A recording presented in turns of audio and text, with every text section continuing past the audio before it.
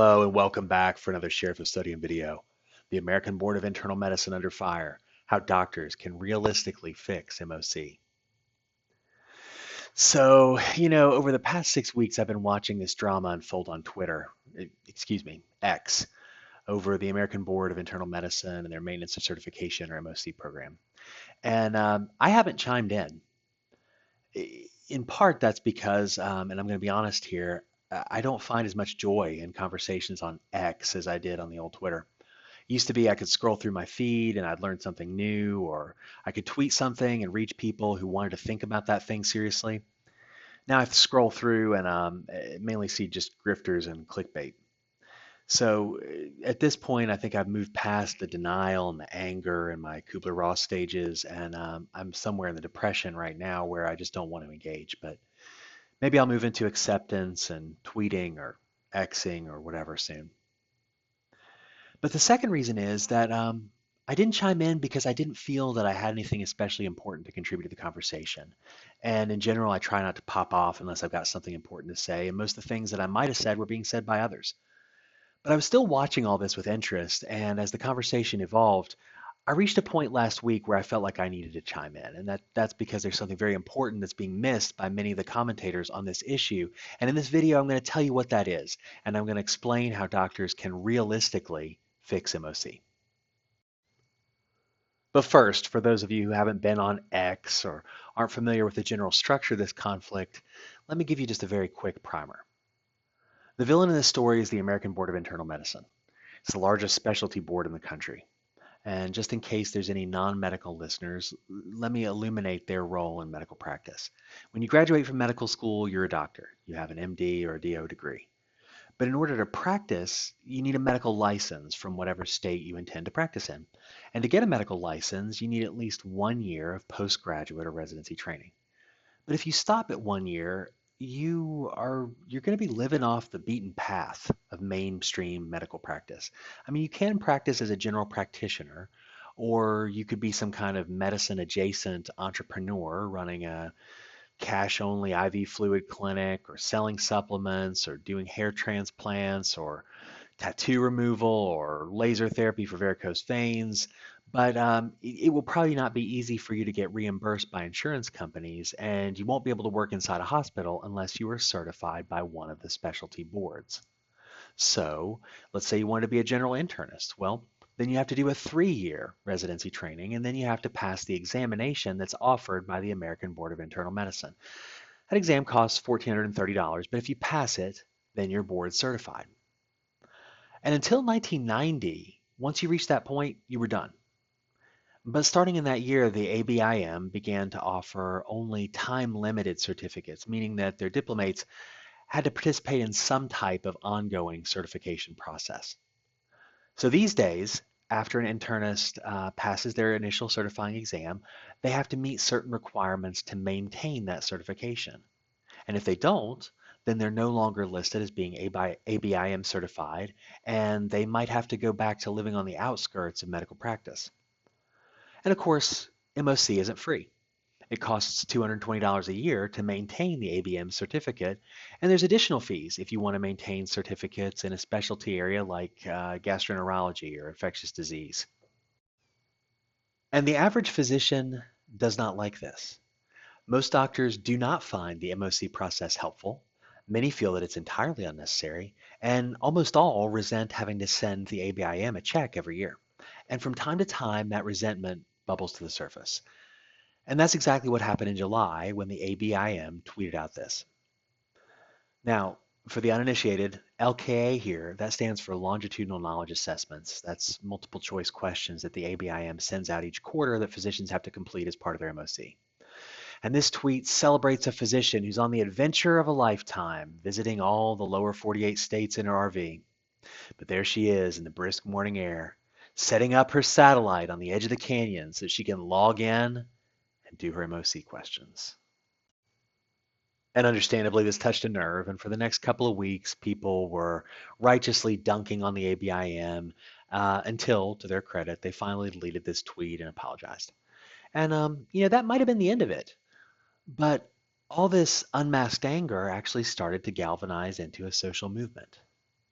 At the center was Dr. Aaron Goodman, a hematologist oncologist at the University of California, San Diego.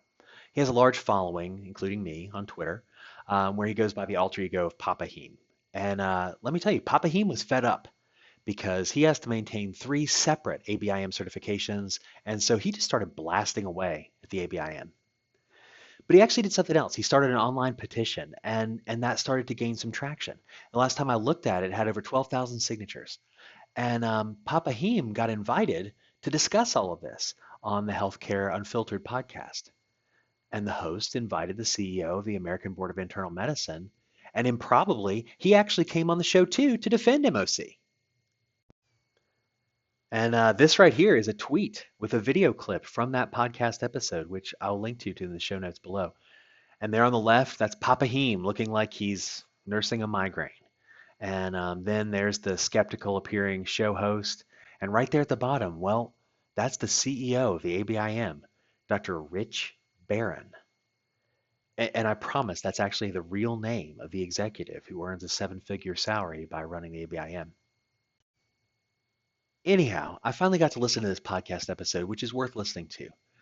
I'm no fan of MOC, but there were some good points made by both sides, along with some entertaining, righteous indignation and some amusing question dodges. But for the most part, the two sides talked past each other. And by the end, I started to think, where do things go from here? What happens now?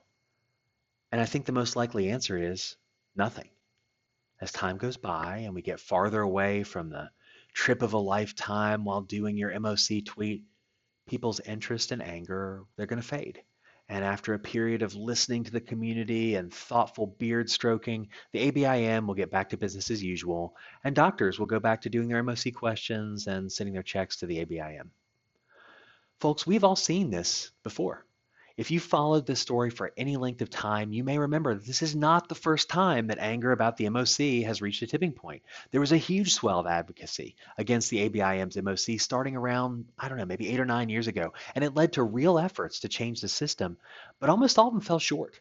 And for the past 3 or 4 years, we've been back in that sort of simmering resentment holding pattern until things boiled over again here recently. So I thought, maybe this is the part of the story where I do have something to say, something that I can contribute to the discussion. And it's for those of you who want to change or improve MOC. And for you, for the rest of this video, I'm going to quickly analyze the possible strategies of where to go from here and consider how likely each one might be to work. But if you're interested in effecting real change in this arena, then keep listening and I'm going to lay out your options. But first, I'm going to tell you what won't work. And much love to Papa Heme, but petitions won't work. Here's the closing of his Change.org petition.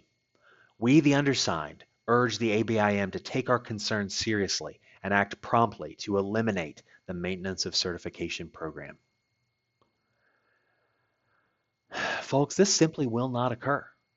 In 2021, the ABIM took in $71.4 million in revenue for their certification products. More than half of that was from MOC. And the ABIM's top executives are handsomely compensated.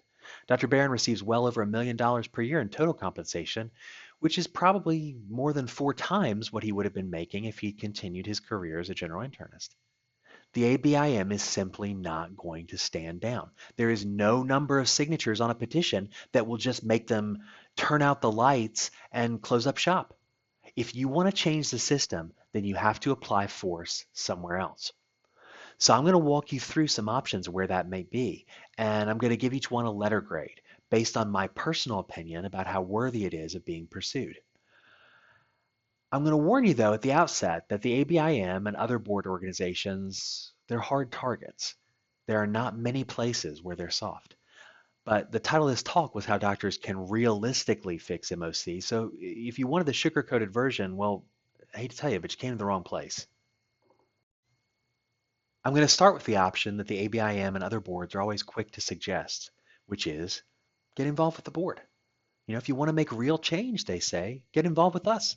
Start with one of our committees. Maybe write some questions. Get to know us.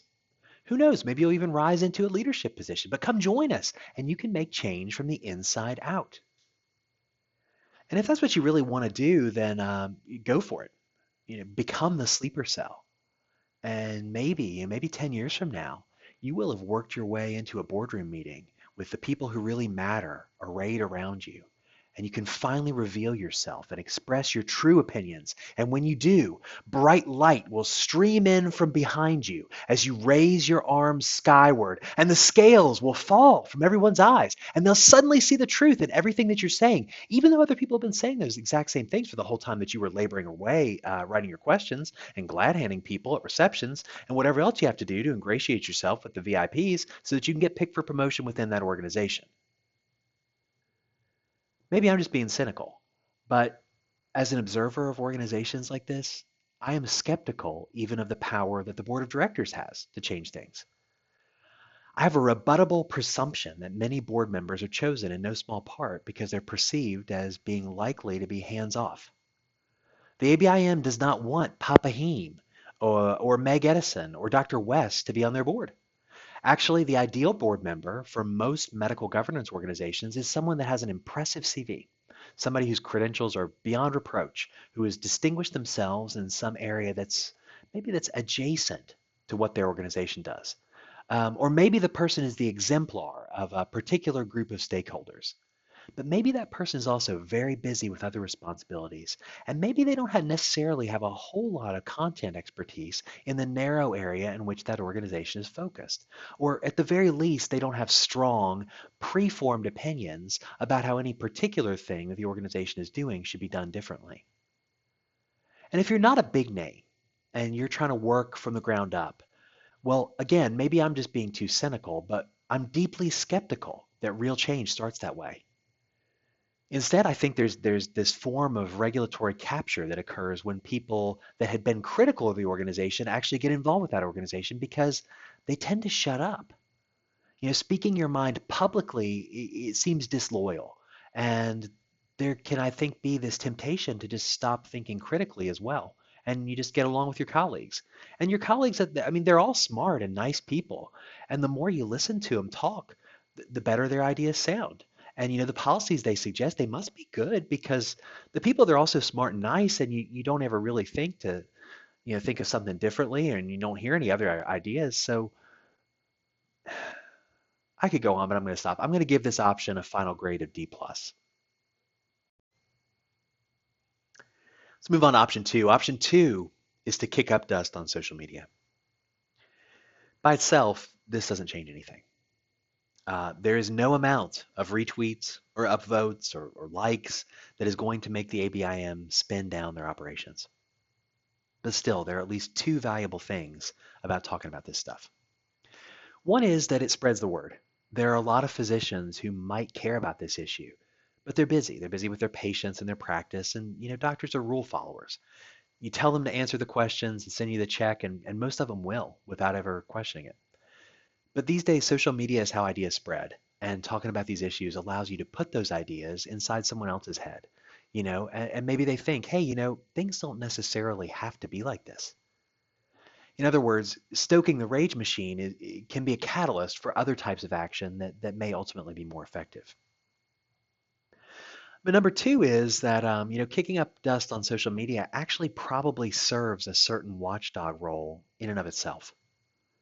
During the podcast, Dr. Barron was quick to point out that the ABIM hadn't raised their fees for MOC for 5 years. And I got to think that's the direct result of Dr. West and all of his advocacy a few years ago. I saw the same thing several years back when I looked at the USMLE Step 2 CS examination. Prices for that exam, they rose almost every year, but the rate of rise was lower during times when there was active vocal advocacy about the benefits and necessity of the exam. And that's not a small thing. Because of its market position, the ABIM could quite literally charge whatever it wanted for its services, and physicians would have no choice but to pay. So I'm giving this a final grade of a B. Stirring the pot on social media, it should be done. You just need to realize that by itself, it's going to change almost nothing. Now, before I move on, as an aside, I've got to say, I've said his name a couple times, but if you care about this issue, you need to follow Dr. West. He's the OG in this space and has done more work than almost anyone. All right, moving on to option three, go grassroots. And what I mean here is to get involved locally, physician to physician.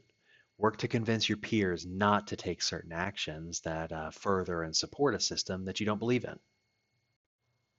For instance, one cool thing about these specialty boards' business models is that their primary products they receive essentially for free. They're produced by volunteers. Some people don't realize that. But let me spell it out. When you pay your examination fee, it doesn't go to pay the salary of some internal medicine savant sitting down in the basement of the ABIM headquarters with his copy of Harrison's Internal Medicine, who's banging away on his keyboard, just grinding out new multiple choice questions. All the questions that appear on the exam, they're developed by volunteers. They're written by faculty members who have some expertise in a particular area, and they write the question for no payment at all, other than the academic capital of having served in that way. So maybe if you care about this issue and you really feel that we need to be doing things in a different way, well, maybe you have the opportunity to suggest that to your colleagues. Maybe you have the chance to say, hey, don't do that. In theory, it could help. In reality, I think there's more than enough true believers in the ABIM's mission and kind of believers who are eager for a pat on the head and another line on their CV that I don't think this strategy is likely to help. So my final grade for this strategy is a D minus. Moving on to option 4, which is to support a competitor. Because hey, this is America. There's no law that says you have to support the ABIM. In fact, if you obtain initial certification from an American Board of Medical Specialties board, you can get a recertification of sorts through other organizations. For instance, the National Board of Physicians and Surgeons recertifies physicians based on the CME that they earn. And they charge just $189 for 2 years. That's less than half of what ABIM charges. The only problem is that almost no hospital accepts this recertification. I live in Virginia, for instance, and in my state, there are only two hospitals in the whole state that do accept it. Probably only 1% of hospitals in the whole country accept the NBPAS certificate. Still, it's hard to envision that's going to change unless more physicians start to use this service and start lobbying their credentialing committees to accept the certificate. So I'm giving this a B. NBPAS has been gaining momentum lately, and they've won some big battles. Last year, for example, they were recognized by the Joint Commission as being a designated equivalent source in the Joint Commission's accreditation manual for hospitals. And if enough physicians jumped ship and started using NBPAS, I mean, it could work. It could at least provide a cheaper alternative for maintaining certification. But until that point, anybody who goes this way is just going to be paying for stuff twice. And honestly, when you talk about this topic, what many physicians really want is not to pay someone else for MOC. They want to get rid of MOC altogether. And they worry that to whatever extent NBPAS succeeds, it's just going to replace the extractive function that's currently performed by ABIM and other specialty boards. I'll move on to option 5, which is to support a forensic accountant. Because if you were around for the first big ABIM kerfuffle a few years ago, you'll know exactly why I say this. 10 years ago, a CPA from Minnesota named Charles Kroll became a bit of a celebrity when he started looking into the ABIM's finances. When he looked at their numbers back in 2014, it looked like they were concealing a cash crunch by using some accounting smoke and mirrors tricks in the way that they were counting their deferred revenue. This is really what accelerated the first big push against the American Board of Internal Medicine, and it resulted in national media attention for this issue. Here's a quote from Newsweek in 2015. "It's just shocking. I've never seen anything like it in my 35 years of accounting and auditing experience." And let me tell you, Mr. Kroll is still out there, as well as some others who have his skill set. But they're probably not going to carefully examine some medical governance organization unless they're invited to do so. And I just want to say there's nothing underhanded in the least about putting an accountant or onto any nonprofit organization's financial records. Their records are public for a reason. The ABIM is a nonprofit organization in exchange for fulfilling a mission that serves the public good. They're exempted from paying income tax.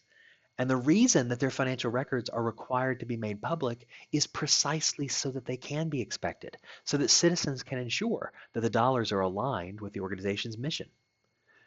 So I'm going to give this a final grade of C+. Again, it's something that should be done, and there's value just in the watchdog function. But I think that after the existential threat that Charles Kroll posed to the board a few years ago, I would certainly hope that the ABIM has cleaned up their bookkeeping and wouldn't be susceptible to being challenged on this front again in a way that would change MOC at least. Option 6 is to call your state legislator. You may not have any realistic choice about participating in MOC at whatever price the ABIM chooses to charge. But the ABIM, they still have to follow the laws, and it's possible that legislation could be crafted that would prevent the imposition of MOC onto physicians. However, that's proven difficult to do. A few years ago in Florida, Oklahoma, Arizona, Kentucky, Michigan, Tennessee, doctors and medical associations lobbied for legislation that would have curtailed MOC. And in each case, the bills were vigorously opposed by groups including the American Board of Medical Specialties, hospitals, hospital associations, insurers, and ultimately these proposals were defeated, significantly weakened, or just left to die in committee. Still, something like this, it could be done. It would just take a very carefully coordinated political effort to sidestep or overcome such well-funded resistance. Even then, there's some physicians who hate MOC who still don't like this approach because they perceive real risks in inviting the state legislature to regulate medical practice more than they already do. So I'm giving this one a final grade of C- because of the expense and difficulty of getting it done and the potential unintended consequences if it did. Option 7 is to hire an attorney. If you can't or you don't want to pass a new law, well, you still have all the old existing ones, and the ABIM and all the other specialty boards, they still have to adhere to them. And obviously, I'm not an attorney, but in general, the idea that a certification body could create and maintain a near monopoly on a certification that's functionally necessary to practice and use that near monopoly market position to extract payment for a service that their customers never asked for. I mean, that doesn't seem like something that should be legal. And several board certification agencies have been sued to test whether it is. The American Board of Internal Medicine was sued in 2018 by 4 internists and internal medicine specialists who claimed to represent a class of similar plaintiffs who had been injured by the ABIM's policies. They filed a suit in the Eastern District of Pennsylvania alleging violations of the Sherman Antitrust Act and the RICO racketeering statute. Ultimately, the case turned on whether requiring physicians to purchase MOC after their initial certification constituted an illegal tying product. But ultimately, the court found that the initial certification and MOC were not 2 separate products, but they actually occupy the same market. In other words, ABIM was just selling one thing, and that was certification generally. And then when you purchase it, it only lasts for a certain amount of time. Furthermore, the court found that the economic losses that the plaintiffs had suffered were not a result of the ABIM, they were a result of the actions of their employers. So the lawsuit was dismissed, and the plaintiffs appealed, and at appeal, the trial court's verdict was upheld. So it would require different issues, or at least different framing with a different court and a different group of plaintiffs to prevail. But again, this is America, and we have courts in part so that the big guys can't just push around the little guys. I'm giving this one a final grade of C. If it hadn't already been tested in the courts, I think my grade would be higher. Because although the courts could eliminate MOC, they've shown a reluctance to do so. And this option is not cheap. The plaintiffs in Kenny versus ABIM, they lost more than just a court case. And I think that will make anyone who tries to follow in their footsteps appropriately timid. Next up is option 8, investigate an alternative. So earlier I mentioned the Healthcare Unfiltered podcast episode, which is worth listening to. But in many ways, it's typical of a lot of these debates on MOC where neither side concedes anything, not even the obvious truths in each other's position. And it leads to everyone just talking past each other. And there is truth in the ABIM's position that a single examination is a poor measure of a physician's competence or quality, especially over a 30-plus year career. Even if you hate MOC, if you are being intellectually honest, I think you have to acknowledge that point. In the first place, it's highly debatable how good of a measure of physician competence or quality a multiple choice question exam really is in the first place. Internists don't knock on doors in their clinic or the hospital and open them to see a multiple choice question. They have to take a history and extract the useful information from the patient themselves. It's not just handed to them in a four-sentence question stem. And in the second place, even if you think that the American Board of Internal Medicine's initial certifying examination is a perfect instrument that infallibly discriminates between high quality and low quality examinees, there is still no credible basis to believe that the skills and knowledge that it measures remain static over time. I mean, look, 20 years ago, I was taking tests on organic chemistry transformations and multivariable calculus, and I did pretty well. But I don't know that I could correctly answer a single question about any of that today, even if the fate of the universe depended on it. So I think you got to concede that the ABIM has a point here. But where their argument fails is in the next step, because it simply does not logically follow that because the value of initial certification fades over time, that the best or the only way to ensure physician competence or quality is to require MOC as it has been conceived of and configured by the American Board of Internal Medicine. A reasonable person who wants to get rid of MOC should still be able to acknowledge that there's a certain logic behind requiring it. And a reasonable person who believes in the mission of the ABIM should still be able to acknowledge that there are certain elements of their business model that make it look like a protection racket. There are innumerable ways that some kind of maintenance of certification could be configured, and there is not a shred of evidence to argue in favor of one over another. There's also not a shred of evidence that the ongoing monitoring of physician quality is something that's best done by the specialty board. Maybe that should actually be the responsibility of, I don't know, the state licensing authority or the hospital or some other entity altogether. The real issue, which usually gets touched on, but unfortunately often gets danced around by both sides of this debate, is the question of validity. What evidence is there that the ABIM's examination or MOC program enhances the quality of healthcare or measures the knowledge, skills, and attitudes essential for excellent patient care, as suggested by the ABIM's mission statement? What evidence is there that these products do what they say they're supposed to do? Not much. The ABIM has some survey data where physicians who participated in MOC said that they felt like they gained some knowledge or saw a positive effect on their practice. But from those data, it's not at all clear that they actually gained knowledge or actually improved their practice, or whether they just chose to sublimate and view something that someone was making them do through a positive lens. Then they have some observational data that show that physicians who participate in MOC are less likely to have disciplinary problems with their state board, or they're more likely to meet treatment guidelines for their patients. But again, it's not at all clear that participation in MOC is what caused those differences. The kind of physician who participates in MOC differs systematically from the kind of physician who doesn't. And there's really no strong reason to believe that the ABIM's MOC program is the moving part that explains any observable difference in anything between those two groups.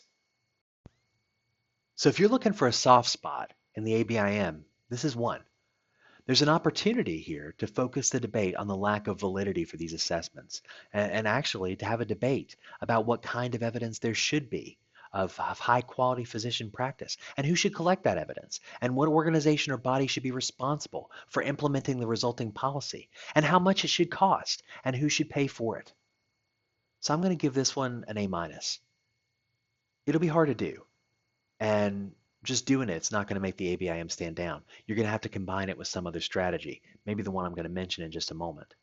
But unlike some of the solutions, which are really not in a doctor's realm of expertise, let me tell you something. Analyzing problems, testing hypotheses, assimilating evidence, that is our wheelhouse. That is one of the things we do best, and we shouldn't shy away from it.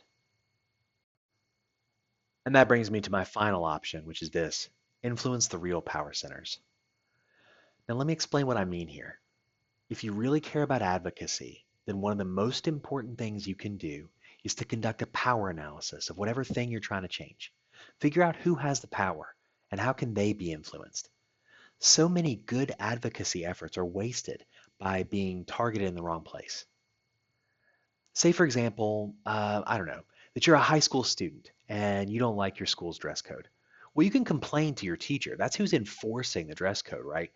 But ultimately, they probably don't have the power to change the policy. So maybe you go to the principal. But maybe they don't either, because maybe you go to them and you find out that the school board is actually who wrote the policy, or that the policy got changed in order to comply with some local law or some court decision or some decision that was made at the State Board of Education. In that case, even targeting the principal isn't going to work because they don't have the power. They're responding to power that's being exerted on them from elsewhere. And you have to recognize that. And you have to identify who has the power and how you can influence or leverage those entities so that the teacher or the principal or the school board is free to do what you want them to do. So let's think about that as it relates to the ABIM. What gives the ABIM power? I mean, why can't physicians just stop participating in it? What bad thing would happen? Well, I gave you the answer to this earlier. If you aren't board certified, or at least if you aren't board certified after a certain period of time, the first bad thing that's going to happen to you is that you won't be able to get hospital privileges. So you might think then that the way to escape the ABIM's power would be to lobby the hospitals and get the credentialing committees at each hospital to stop requiring MOC. And that seems eminently feasible because credentialing committees, they got peer physicians, they got your colleagues on them. But there's a problem. Hospital credentialing committees, they could stop requiring MOC, but if they did, then many of the people they credential are going to struggle to get reimbursed. Because although Medicare doesn't require MOC participation, private insurers do. So if your physicians are all out of network with the private insurers, it's going to create a payment issue for the hospital. So the folks on the credentialing committee, they may be sympathetic to your case, but they're going to point the finger at the insurance companies as the reason why they're required to insist on MOC. So now we move one step farther on the power chain and we look at the insurance company and we try to analyze, well, why do they want this? What do they get out of it? And we got to understand that in order to think of ways that we could influence them or change their incentives in order to change their ultimate calculus about requiring MOC.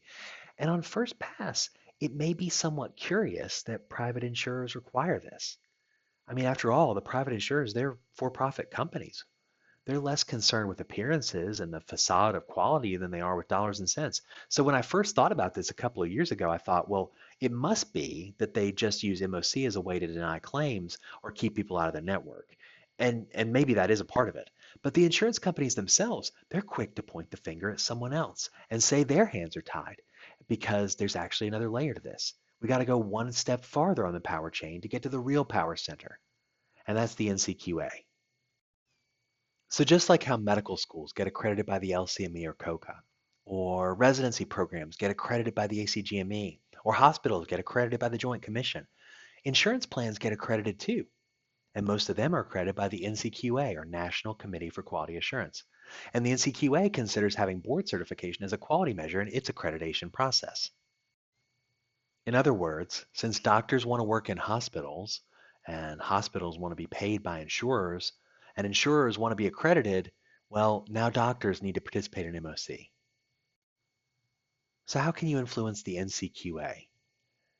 Well, I'll put it to you that the medical boards are one step ahead of you here. Here's a screenshot from the NCQA's website showing their founder and president, Margaret O'Kane. And interestingly, for many years, Miss O'Kane served on the board of the American Board of Medical Specialties, which is the organization that's composed of all the individual specialty boards. And look, because of her background, I'm sure Miss O'Kane brought a wealth of experience and insight to the function of the ABMS. But I think the decision to invite her, as opposed to any other citizen who might have served as a public member of the board, was very, very strategic. Access is influence. And I'll tell you something else. Doctors need to be proactive about maintaining access at places that could become power centers for the boards. Because, if you want to make MOC permanent, let me tell you how.